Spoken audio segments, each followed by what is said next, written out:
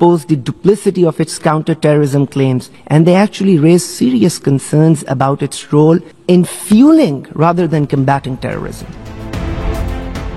জাতিসংঘ সাধারণ পরিষদের অধিবেশনে ফের মুখোমুখি হলো ভারত ও পাকিস্তান। পাকিস্তানের প্রধানমন্ত্রী শেহবাজ শরীফের বক্তব্যের পরপরই ভারতীয় কূটনৈতিক ফার্স্ট সেক্রেটারি পেতাল গাহলোট পাল্টা বক্তব্য রাখেন। শেহবাজ অভিযোগ করেন, ভারতের হিন্দুত্ববাদী উগ্রবাদ কেবল দক্ষিণ এশিয়ার জন্য নয়, গোটা বিশ্বের জন্য এক ভয়ঙ্কর হুমকি। পাল্টা জবাবে ভারত দৃঢ় কণ্ঠে জানায়, পাকিস্তান শুধু বিপজ্জনক শত্রুই নয়, বরং ভয়ঙ্কর মিত্র।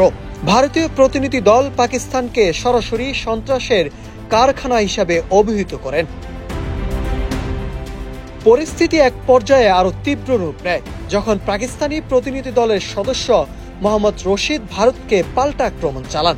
বিস্ময়করভাবে ভারতীয় প্রতিনিধি দলের সদস্যরা কোনো জবাব না দিয়ে সভাকক্ষ থেকে দ্রুত বেরিয়ে যান। ওয়ালটন এখন দেশের সীমানা পেরিয়ে পৌঁছে গিয়েছে 50টিরও বেশি দেশে। ওয়ালটন, ঘরে ঘরে, বিশ্বজুড়ে।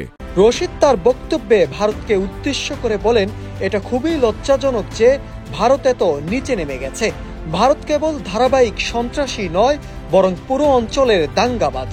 তিনি আরো বলেন, কাশ্মীর ইস্যুতে ভারতের মিথ্যা দাবি দৃঢ়ভাবে বাতিল করে স্পষ্ট তথ্য ও যুক্তি তুলে ধরে বিশ্বকে মনে করিয়ে দিলেন ভারত অধিকৃত জম্মু ও কাশ্মীর লাগাতার অধিকার লঙ্ঘনের কথা।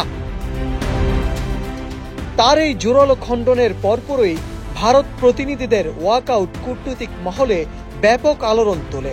এমনকি জাতিসংঘের বক্তব্য দেওয়ার সময় পাকিস্তান প্রতিনিধি দলের দাবি, ভারতীয় প্রতিনিধিদের ফোন করে উচ্চ পর্যায়ে নির্দেশনা দেওয়া হচ্ছিল কিভাবে প্রতিক্রিয়া জানাতে হবে।